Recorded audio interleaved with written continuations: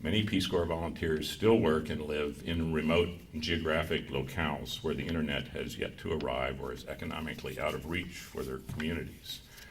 But through their cell phones, and in some cases direct access to the internet, as well as through better Peace Corps training, Peace Corps volunteers can offer rural people a link to the world of advancing applied science and technology, and this is particularly important in the health area.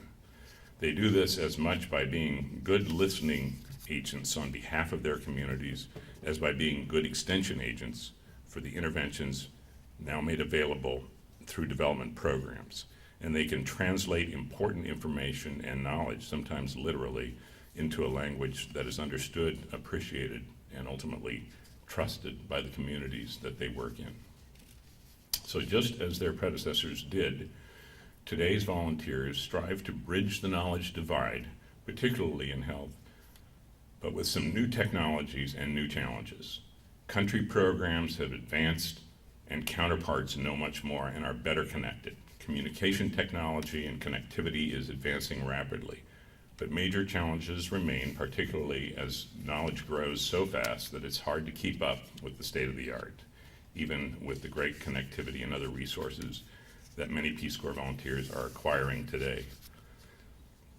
At Director Williams' confirmation hearing about now 2 months ago, I guess, a fellow returned Peace Corps volunteer from the same country, Senator Chris Dodd, pointed out to Aaron the critical need to keep volunteers up to date on the latest evidence-based technical information. And Aaron, I have a hard time referring to him as Director Williams after 30 years, told the senator that he fully agreed that this need was critical and that the task was daunting. But he also pointed out that new communications technologies can help deliver messages to the field better, faster, and cheaper than previously. Equally, it can enable a two-way exchange of information, and Peace Corps intends to actively pursue this expansion of the two-way use of technology. This is such an important area of potential collaboration with USAID. The Peace Corps wants you all to know that we need to and we will be participating in projects like the K4Health project that is sponsoring this program today, as well as other USAID-supported centers of excellence. We want and need to take fuller advantage of the internet and new mobile technologies to learn and to share technical information that can make our volunteers more productive individually as well as collectively, and can increase the development impact of Peace Corps volunteers in the field. Specifically, we're exploring the use of K4Health toolkits and other services that will enable volunteers to share those materials that are developed for adapting and testing in other countries.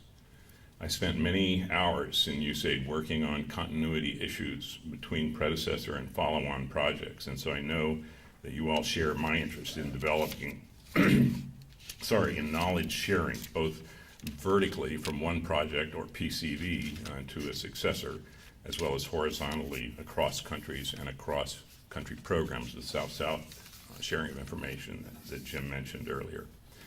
So let me just close by saying that Peace Corps looks forward enthusiastically to working with USAID and its cooperating agencies like Johns Hopkins to extend our reach together. And we can significantly improve maternal and child health together. We can reduce disease, we can expand community health services, and hopefully we can achieve the Millennium Development Goals of 2015. Sí, se puede. Yes, we can. Thank you very much.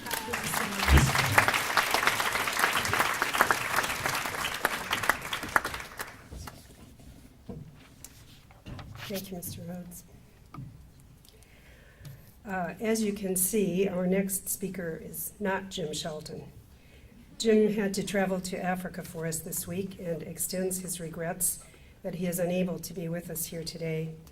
Fortunately, another champion of knowledge dissemination and a collaborator of many in this room is here to fill Jim's shoes. USAID's technical advisor, Peggy D'Adamo, probably knows the Knowledge for Health project as well as anyone. Peggy began her career as a librarian and worked as a reference and school librarian.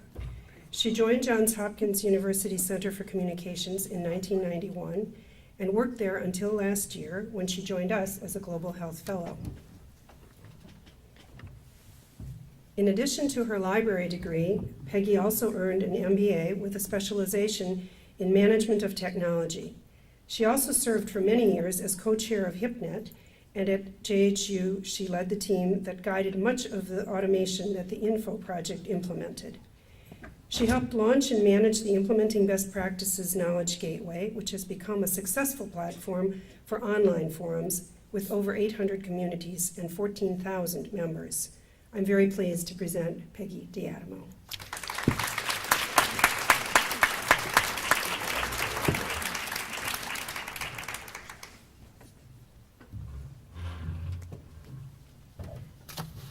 Thank you very much, Liz. And I'm sorry I'm not Jim, but I'll certainly try to fill his shoes as much as I can. I don't think I have his wit, but I'll give it a shot. I'm here to actually talk more about the K4Health website portal and all the wonderful tools that have been created.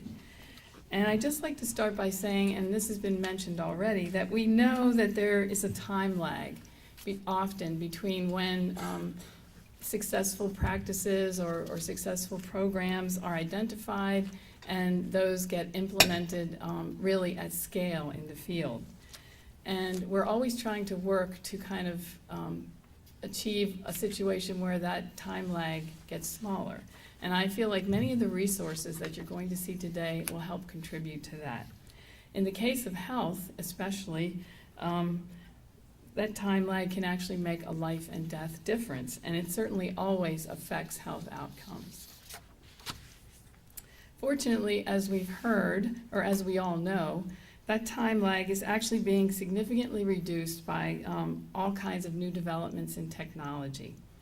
One example that I always like to give is the Population Information Program, which was a project that preceded the Knowledge for Health program many years ago. Used to try to support developing country researchers by sending them copies, printed copies of reports. The researchers would fill out forms, mail them in, and then the program would make a copy and send the report back out. This would take months for the report to actually get to the researcher. That all changed really in the late 1990s and after the year 2000 with the Info project, which is the bridge between PIP and Knowledge for Health, in that they discovered that more and more developing country researchers and health professionals had email addresses, and in fact did have some access to the internet. So they began to allow people to request materials online. So they got instantaneous, and then they would send the results out to them as email attachments. This made a huge dramatic difference. From there, they moved on to kind of organizing and encouraging people to have discussions by email. And now with this new website, K4Health can take full advantage of all kinds of new collaborative two-way electronic communication tools. And with the growth in access to the internet, even in sub-Saharan Africa, it's closer to reality that many people will be able to take advantage of this in the field as well. So health professionals who are separated by time zones and by space will be able to communicate with each other whenever they want to, learn, work together virtually, and create resources that are going to be responsive to their own needs, because they're going to be the ones who actually develop them. Experience so far has shown us that, communication technology is wonderful, but we need to be careful with our expectations and with how we use it. One important approach to making it work well is to empirically analyze information needs, find out what people really need, what they really want. And as you can see with the questions that you see on the screen here, K4Health is trying to do that. And then once we have a good sense of people's needs, to really try and measure the outcomes of our actions as vigorously as we can. And we need to remember that research is not just about measuring impact, although that's really important, but it should also be used to guide program development and management of everyday program activities. And we think that the research that's being done by K4H will actually help all of us do that better.